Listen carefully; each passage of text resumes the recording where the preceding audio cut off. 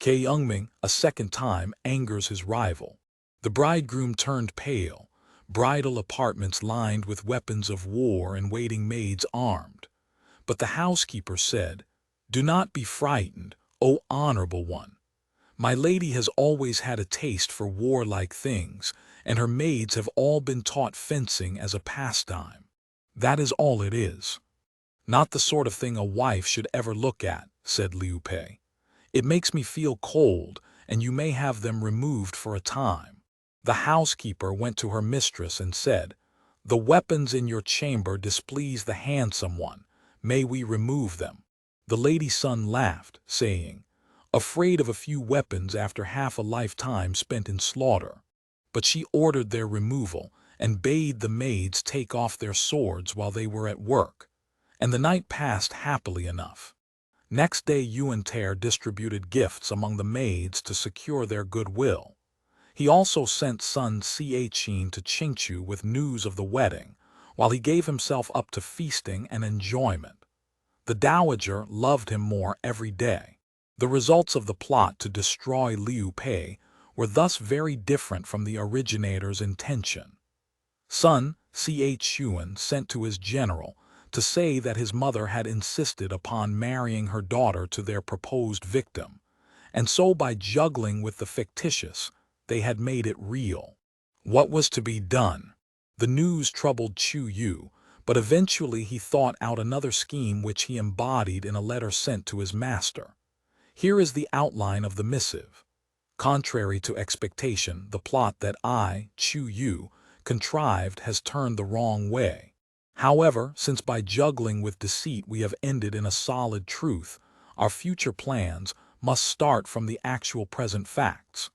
To the boldness of the adventurer is added the aid of such great captains as Quan, Chang, and Ko-Yun, not to mention that Liu-Pei has a strategist like Chuko. He is not the man to remain long in a lowly position.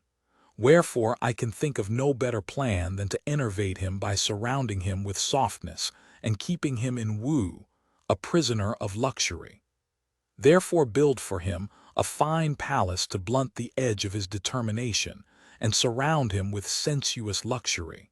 In this way the affection of his brothers will be alienated and Chuko will be driven away. When this result has been attained, we can smite him and so end a great matter. If we be at all careless, I fear the recumbent dragon may fly to the skies. It is no beast to be kept in a pond. My lord, I pray you to consider this thoroughly."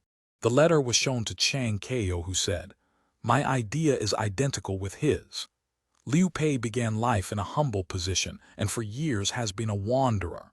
He has never tasted the delights of wealth. Give him the means of luxury, a beautiful dwelling, fair women, gold and silken attire, and as he enjoys them the thoughts of KʻUng-Ming and his brothers will fade away and they, on their side, will be filled with rancor. Thus can we lay our plans for recovering Qingchu. I recommend action as Chu Yu says and quickly. Sun Ch'in then set about redecorating the Eastern Palace and laying out the grounds. He filled the rooms with beautiful furniture for his sister and her husband. He also sent fair damsels and musicians by the score, and many and beautiful vessels in gold and silver and silken stuffs. And his mother was delighted at his kindness to her son-in-law. Indeed, Liu-Pei was soon so immersed in sensuous pleasure that he gave no thought to return. Ko-Yun and the company under him led an idle life in the front portion of the Eastern Palace, save that at times they went outside the city for archery and horse racing. And thus passed the year. Suddenly Ko-Yun remembered the orders he had received and the 3 bags with the plans in them. It was time to open the second one, for the end of the year was nigh. His orders were only to open the third when danger was very near and there appeared no way out.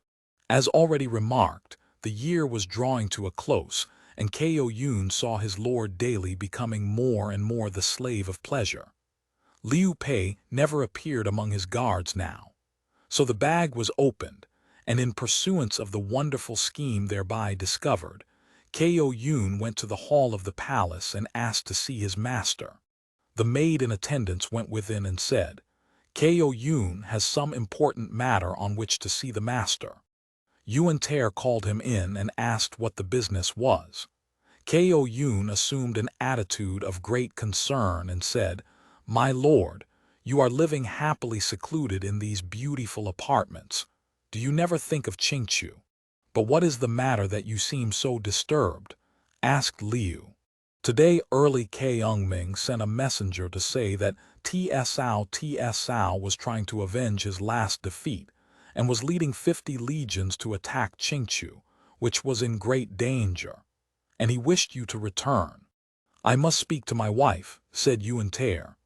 If you consult her, she will be unwilling for you to return. It would be better to say nothing but to start this evening. Delay may do great damage. Retire for a time. I must act discreetly, said Liu Pei. KʻUng-Ming urged the need to return several times more, but finally went away. Yüan-Tê went into his wife's rooms and began to weep silently. Seeing his tears, the lady Sun said, Why are you so sad, my husband? Yüan-Tê replied, I have been driven hither and thither all my life. I was never able to do my duty to my parents, nor have I been able to sacrifice to my ancestors. I have been very unfilial. The new year is at hand, and its approach disquiets me greatly. Do not try to deceive me, said the lady Sun. I heard and I know all. Just now KʻUng-Ming came to tell you Chingchu was threatened and you wish to return home. That is why you put forward this excuse. Then Yüan-Tê fell on his knees and said, Why should I dissemble, O wife, since you know? I do not wish to go, but if Chingchu be lost, I shall be an object of ridicule to everyone. I do desire to go, but I cannot leave you. Now you know why I am grieved. She replied, I am your handmaid, and whithersoever you go it is my duty to follow. Yes, your heart is right, but the difficulty is your mother and the Marquis. They will be unwilling. If you would have pity on me and let me go for a time. And again the tears gushed forth. Do not be so sad, my husband, said the lady Sun. I will implore my mother to let us go, and she will surely allow it. Even supposing the dowager permits, I am sure the Marquis will hinder. The lady Sun said nothing for a long time while she weighed the matter thoroughly. Presently she spoke. On New Year's Day you and I will go to court and present our congratulations. Then we will give the excuse of a sacrifice on the river bank and go away without formal leave. Will that suit you? Yüan-Tê knelt at her feet and expressed his gratitude. I should be never so grateful, said he. Dead or alive I would remember your love, but this must be a perfect secret. This having been decided and the arrangements made, KʻUng-Ming received secret orders to lead out his company and be on the road on New Year's morn. He was told they were going away. Sun Chuan held a grand court on the New Year's Day of the 15th year of established tranquility. Liu Pei and his bride went into the dowager's presence, and the lady Sun said, My husband has been thinking of his ancestors, who lie in Chou, and grieves that he cannot do his duty by them. Today we wish to go to the riverside and offer sacrifices toward the north. It is our duty to inform you. A very filial proceeding, said the dowager. I should not think of stopping you. Although you have never known your husband's parents, yet you may go with him to sacrifice as it is proper for a wife to do. Both thanked the dowager and went out, rejoicing at having so far hoodwinked Sun Chuan. The lady Sun got into her carriage, taking only a little clothing with her, while Yüan-Tê followed with a small escort. They went out of the city and met KʻUng-Ming at the place arranged. Then with a guard in front and rear, they left the precincts of the city, traveling as quickly as they could. That day at the New Year banquet, Sun Chuan drank freely so that he had to be helped to his chamber, and the guests left. Before very long the escape of the fugitives became known, but it was then dark, and when they tried to tell Sun Chuan they could not rouse him. He slept heavily until the 5th watch. The next morning, when Sun Chuan heard the story, he asked advice of his counselors. Chang Xiao said, "They have got away today, but trouble will surely come of it. Therefore pursue after them without loss of time." So Sharon Wu and Pian Chang, with a half-company of veterans, were sent out with orders to use all speed both by day and by night and bring back the fugitives. They left. Sun Chuan's anger burned hot against Yuan-Tê. In his wrath he seized his jade inkstone and dashed it to the ground, where it shivered to pieces.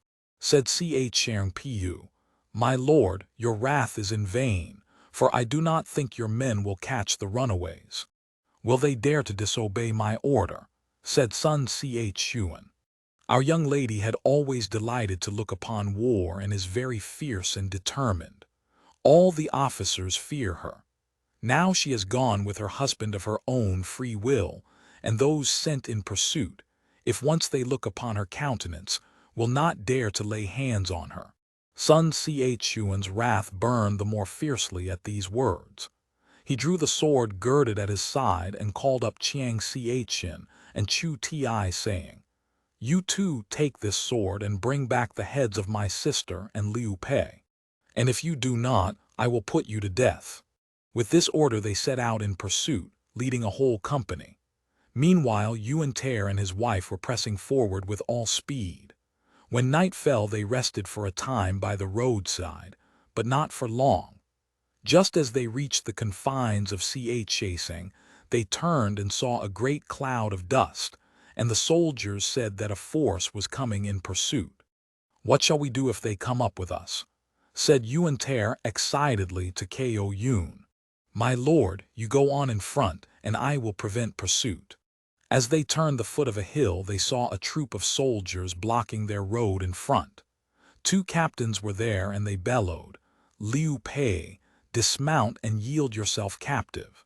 We are here by order of General Chu, and you have kept us waiting long." Now the thought had come to Chu Yu that Yuan-Tê would try to flee, and so he had sent Su Shang and Ting Feng with 3 companies to intercept him at this critical spot. They had made a camp there and kept a lookout from the hilltops, for Chu had calculated that he would certainly pass that way. So when Liu Pei and his cavalcade appeared, they all buckled on their arms and barred the way. Greatly fearing, Yuan-Tê rode back to consult KʻUng-Ming, to whom he said, "In front a force barring the road, in rear pursuers. There is no escape. What can we do?" "Do not be alarmed, my lord. The great strategist gave me 3 plans enclosed in 3 silken bags. 2 have been used and have answered admirably. There is yet the 3rd, and my orders were to open the bag in such a strait as this. This is a day of great danger, such as calls me to open the bag." Thereupon he opened the bag and handed it to Yuan-Tê. As soon as Yuan-Tê had seen the contents, he hastened to the Lady Sun's carriage and began to weep, saying, "I have something private to say, and I must tell you." "What have you to tell me, my husband?" "Tell me the whole truth," replied she.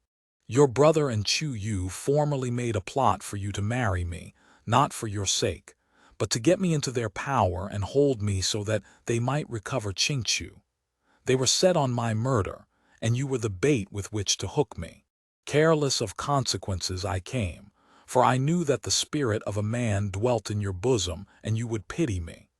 Lately I heard that harm was intended me, and so I made danger to Qingchu the excuse to escape. Happily for me, you have remained true and come with me. But now the Marquis is pursuing us, and Chu Yu's men are in front. Only you, my wife, can extricate us from this danger, and if you refuse, then slay me where I stand, that I may thus show my gratitude for your kindness." The Lady Sun grew angry and said, "Then does my brother forget that I am his sister? How will he ever look me in the face? I can extricate us from this danger." Thereupon she bade her people push the carriage to the front. She rolled up the blind and herself called out, Su Shang, Ting Feng, are you turned traitors then?" The 2 captains slid out of their saddles, dropped their arms and stood meekly in front of the carriage. "We are no traitors," said they. "We have the general's orders to camp here and await Liu Pei." "Chu Yu is an interfering scoundrel," cried she. "We of the land of Wu have never harmed you, and Yüan-Tê, the uncle of the great family, is my husband. I have already told my mother and my brother of our journey, and now I find you with an army at the foot of these hills preventing our passage. Is it that you would plunder us of our valuables?" The two captains mumbled dissent. They would not dare such a thing. "We pray you, O lady, to stay your anger. This is no plan of ours. We do but obey our general's orders." "So you fear Chu Yu and not me," cried she scornfully. "Think you that if he slay you I will not slay him?" She broke into a torrent of abuse of Chu Yu. Then she bade them push her carriage forward. The two leaders thought within themselves, "We are but men of lowly rank. We dare not dispute with the lady's son." Beside they saw KʻUng-Ming was bursting with wrath, so they ordered their men to stand aside and leave the road clear. The cavalcade had only gone a little distance when up came the pursuers. The two captains told the newcomers what had happened. "You were wrong to let them pass," said Sharon and Pian. "We have orders from the Marquis himself to arrest them." Thereupon all four went in pursuit. When the noise of the approaching force reached the ears of Yüan-Tê, he said to his wife, "They are again pursuing us. What now? Husband, go on in front. I and KʻUng-Ming will keep them off." So Yüan-Tê and a small company went on toward the river bank, while KʻUng-Ming reined up beside the lady's carriage and set out his men ready for battle. And when the four men came up, they dismounted and stood with folded arms. "What are you doing here, captains?" asked the lady's son. "We have orders from our lord to request you and Yüan-Tê to return." Calmly but bitterly she said, "So this is the sort of fools you are. You would make dissension between brother and sister. But I am a wife on my way to my husband's home. Nor am I leaving clandestinely, for I had my mother's gracious permission. Now we, husband and wife, are going to Qingchu, and if even my brother were here himself, he would let us pass in all politeness.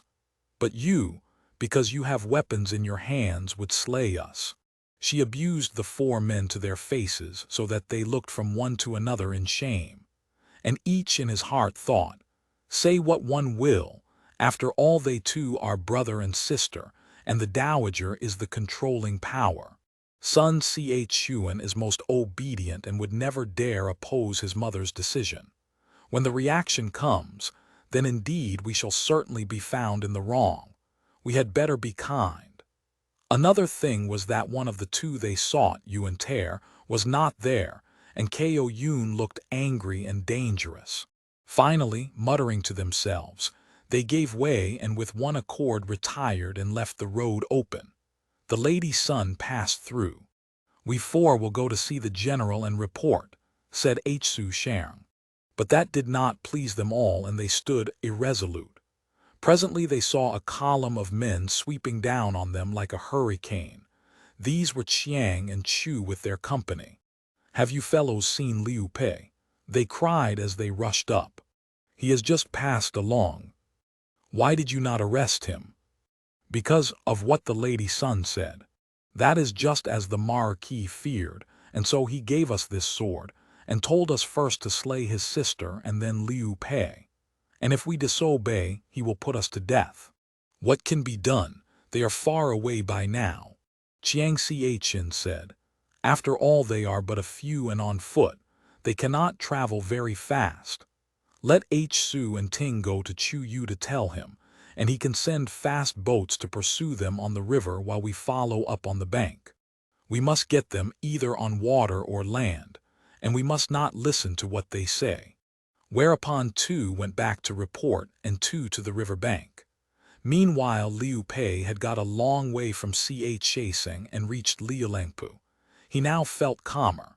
He went along the bank of the river seeking a boat, but there was no craft on the broad bosom of the stream. He bowed his head in deep sorrow. KʻUng-Ming bade him be of good courage, seeing that he had just escaped from the tiger's jaws and had not far to go. "I suspect KʻUng-Ming has something prepared for us," said he. But his master was despondent. His thoughts were back to the pleasures he had enjoyed but a few hours since in the house of his wife, and the tears rolled down his cheeks. A poem has been written on this episode. By the bank of the deep-flowing Yangtze once was a wedding, and the ruling houses of two states yet to be were allied by marriage. See the beautiful maiden stepping slowly to the golden bridal chamber. Yet was the marriage but a ruse. Its author vainly imagined that a hero, sinking in amorous toils, would forget his high intent and great resolve. Yüan-Tê bade the captain of his guard go along the bank to seek some boats. Then the soldiers told him there was a huge cloud of dust on the road. Ascending one of the hills, he looked back whence they had come, and saw the whole earth as it were covered with an advancing host. He sighed and said, "We have fled before them now for days, worn out our men and jaded our horses, and all to die in a strange place." He watched them coming nearer and nearer.